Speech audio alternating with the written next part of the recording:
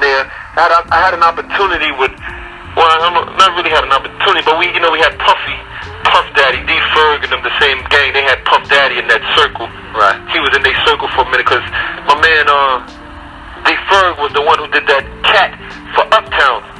I don't know if you know their logo. It's the cat. Okay. Yeah. So D Ferg, D Ferg, he's a good artist and all that. Him and Mike Cock, and they did that logo for him. So he got to meet the kid Puffy and the kid Puffy. Him and the kid Puffy was cool or whatever. And he was in that same gang circle for a minute. But I don't know whatever happened. And he was right there. I mean, I didn't even recognize his talent for what he was capable of doing. If he wasn't talking about buying any bricks or nothing, I didn't really have too much to say to him. Right. And he wasn't that tough kind of cat. He was just cool. And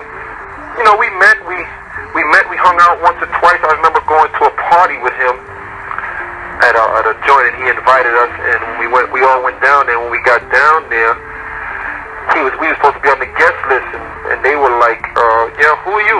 They like stopped us at the door, and him also, and was like, yo, ain't no guest list for no Puff Daddy and all these people. So I'm like, yo, don't even worry about it, man. I'm gonna pay for everybody. It was probably about 7, 8 of us. I think it was like $20 a pop. No, and I said, yo, don't worry about it. I got all of us. And once we get in, you just handle your business. And if you get the money back, you get it. If you don't, you don't. So we got in the joint, and he went running around and trying to straighten out like why wasn't his guest list there and things like that. And the one thing that I don't remember even getting the money back, but we was in the party. We had a nice time, and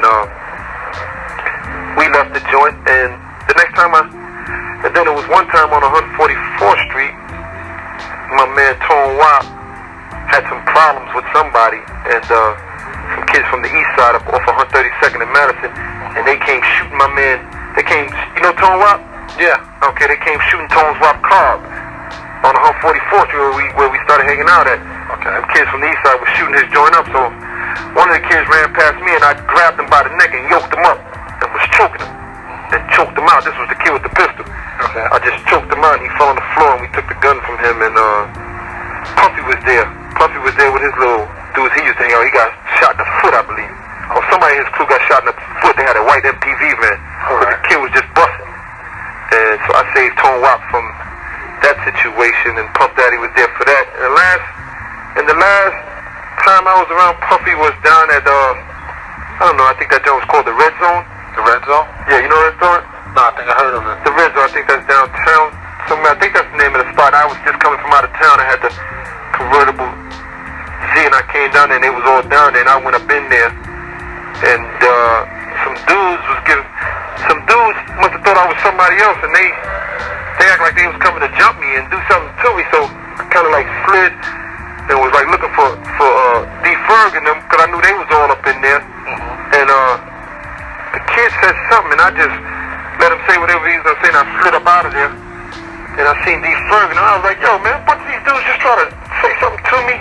And this now, I just got excited, and we went back looking for them, and I remember one of them having on some braids, and we just set it off in there. But only thing, we just set it off in there on whoever had braids on, and once the fight broke outside, there was a kid next to Puff Daddy that had on braids, and I said, man, there go one of them dudes right there. And I just went over there and knocked him out, and it was Puff Daddy's man. That was the wrong guy. And so that was the last time I really and it was Puffy Man all the time. I didn't even know. I thought he was one of the kids, because I just remember braids. Okay. And that was the last time with Puffy. I didn't even see the potential that he had and the success that he was going to ultimately come to. I wish I did. I would have just took all my money and just chilled. Just invest. Yeah, but things happen. So, and that was Teddy Riley, Puff Daddy, LL. Me and L was cool, but it was never a thing where, we sent him a couple of dollars.